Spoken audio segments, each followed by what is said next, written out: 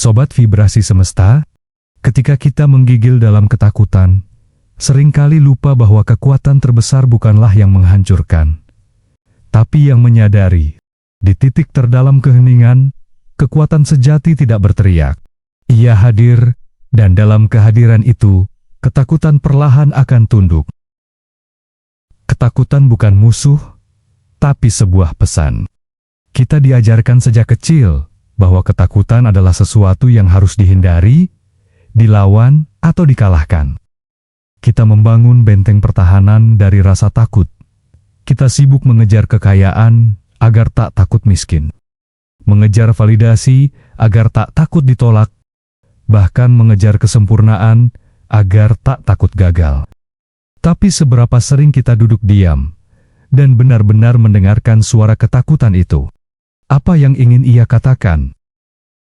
Ketakutan, dalam bentuk terdalamnya, bukanlah musuh. Ia adalah utusan. Ia membawa pesan dari bagian terdalam diri kita yang merasa terpisah, tak terlindungi, dan kehilangan arah.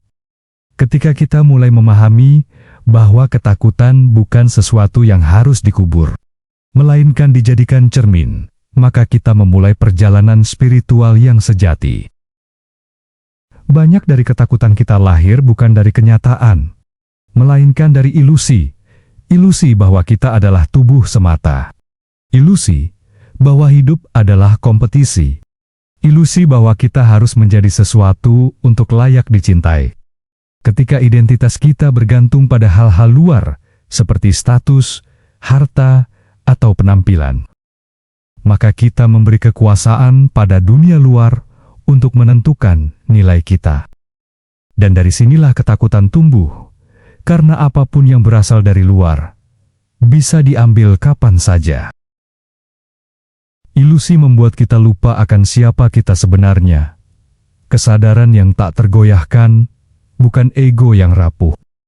Maka, untuk menundukkan ketakutan, kita tak perlu menjadi lebih kuat di luar, tapi lebih sadar di dalam. Dalam dunia yang bising, keheningan menjadi revolusi.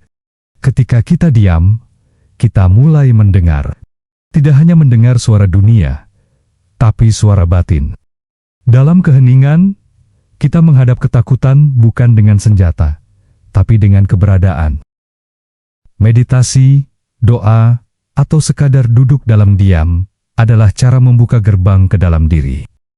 Di ruang itulah kita bertemu ketakutan tanpa penolakan. Kita biarkan ia muncul tanpa intervensi. Kita tatap wajahnya, kita rasakan denyut nadinya.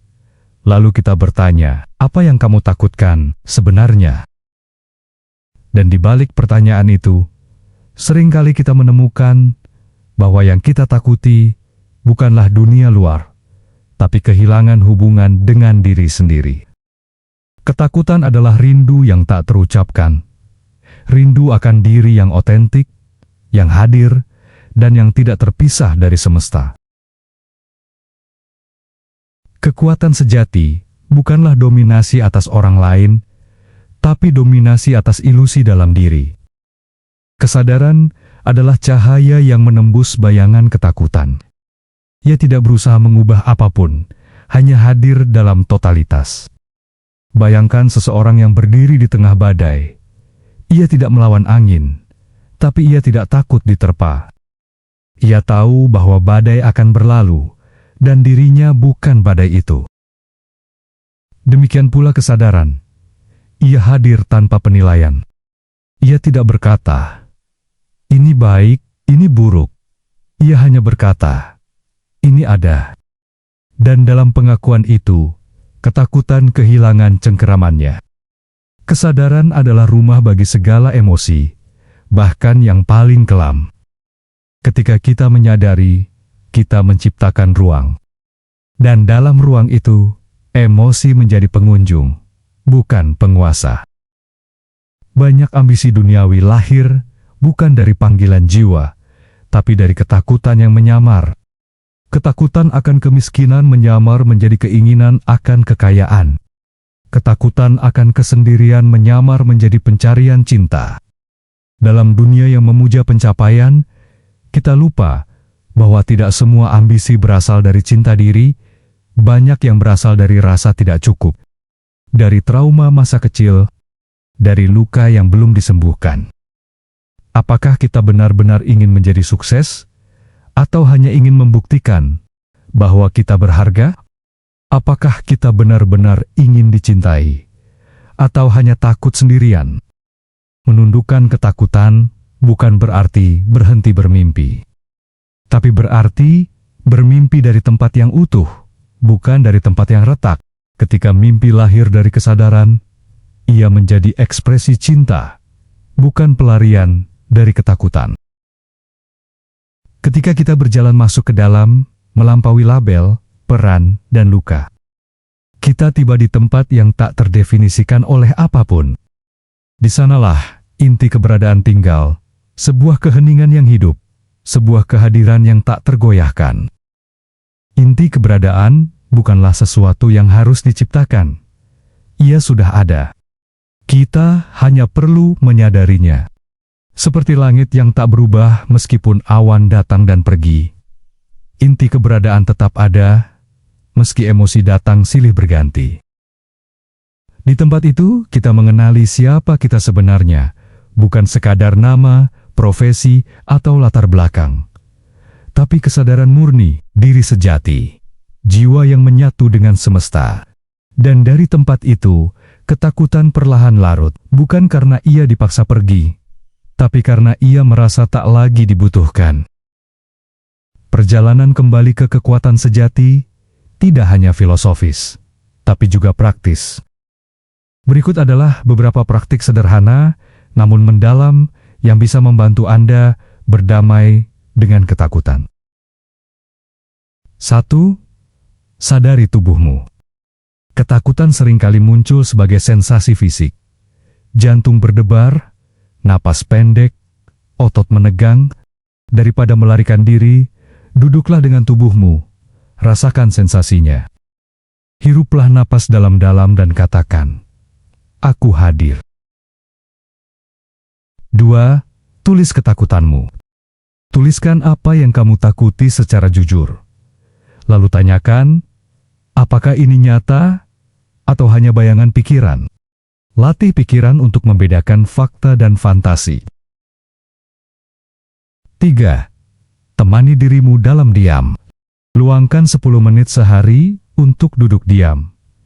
Tidak perlu teknik yang rumit.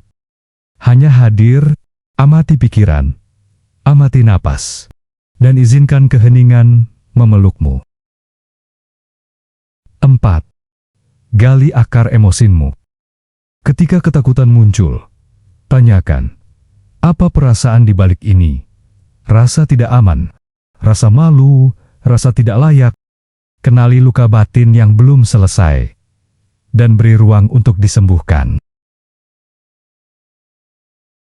5. Gunakan mantra atau afirmasi. Kalimat seperti, "Aku aman, aku cukup, aku sadar," bisa menjadi jangkar yang menenangkan saat pikiran kacau. Ketika kita berhenti melihat ketakutan sebagai penghalang, dan mulai melihatnya sebagai pintu, maka seluruh pengalaman hidup berubah. Ketakutan bukanlah tanda kelemahan, melainkan undangan untuk kembali. Kembali ke apa? Kembali ke kehadiran. Kembali ke keutuhan. Kembali ke jati diri yang tak tergoyahkan oleh apapun. Jiwa yang telah menyelami ketakutannya akan memancarkan keheningan yang dalam. Ia tak banyak bicara, tapi hadiratnya menggetarkan. Ia tak menghakimi, tapi mampu melihat luka dalam orang lain. Ia bukan tanpa rasa takut, tapi telah belajar menari bersamanya. Ketakutan adalah bagian dari hidup, tapi ia bukan hidup itu sendiri. Ketika kita mengejar kekuatan dari luar, kita mungkin menang sementara. Tapi ketika kita mengenali kekuatan dari dalam, yang hadir dalam kesadaran, keheningan, dan cinta, kita tidak hanya menang, kita menjadi bebas. Dan dalam kebebasan itu, hidup tak lagi tampak seperti medan perang.